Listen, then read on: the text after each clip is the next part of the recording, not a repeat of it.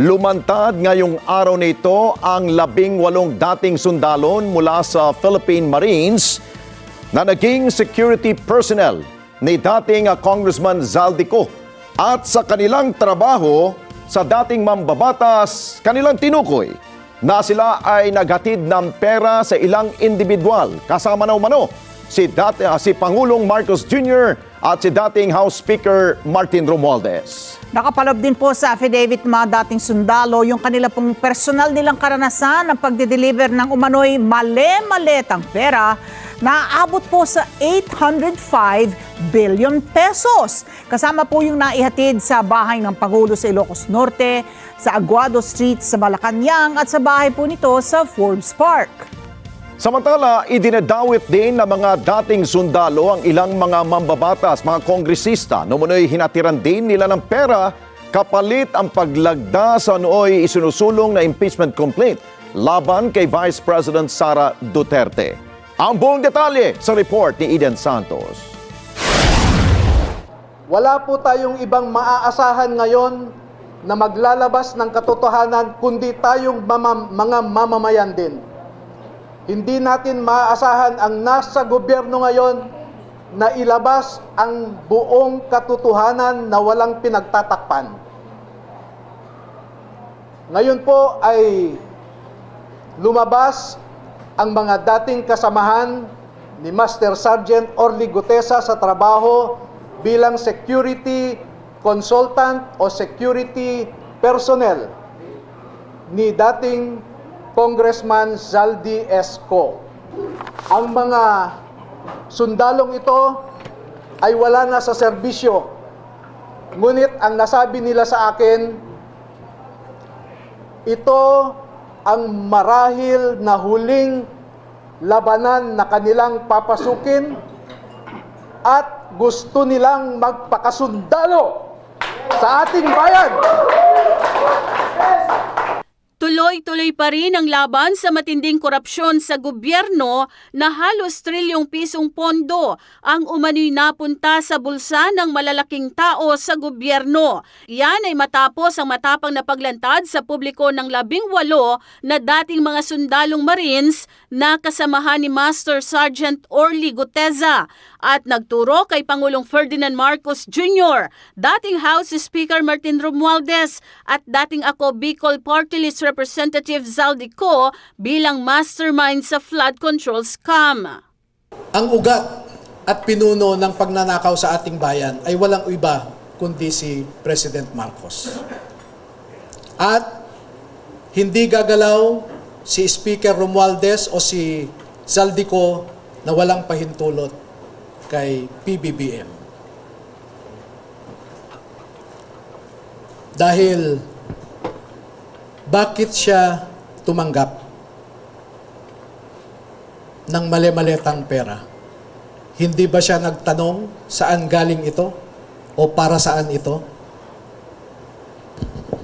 I hold him responsible because being the chief executive, being the head of the executive branch, he is the chief implementer of laws.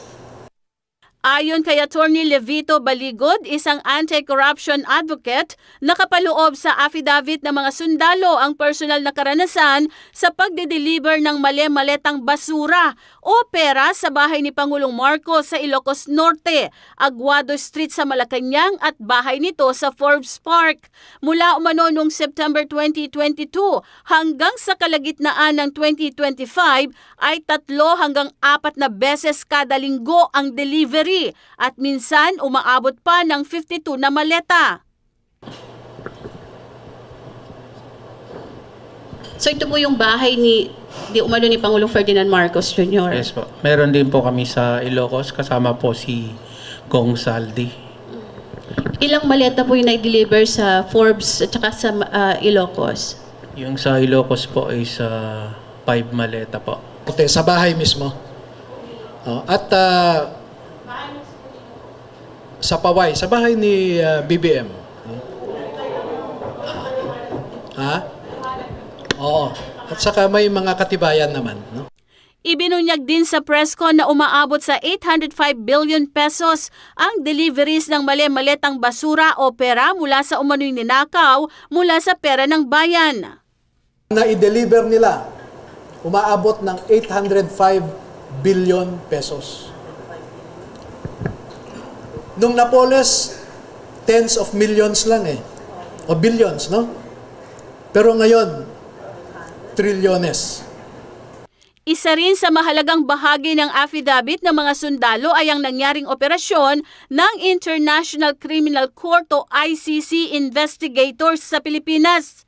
Anya, bago mag-December 2023, inutusan sila na magpapalit ng pera na nagkakahalaga ng 2 milyong dolyar.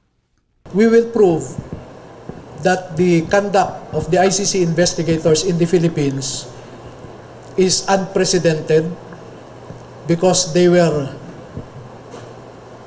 dined and wined by people who are publicly known to be opponents of the people hosting them. Second, to prove that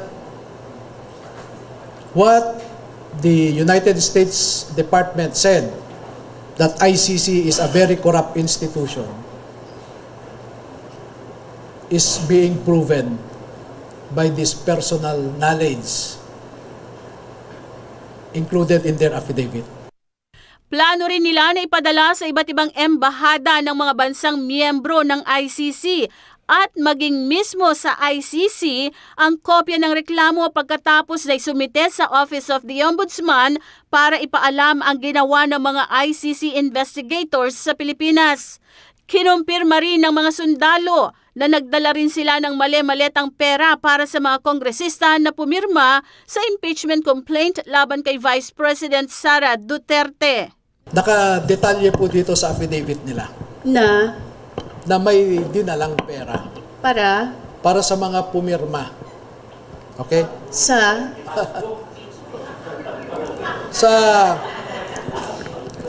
Townhouse Units 8 and 9, Polo Club, Manila Polo Club Townhouse, Units 8 and 9, Forbes Park.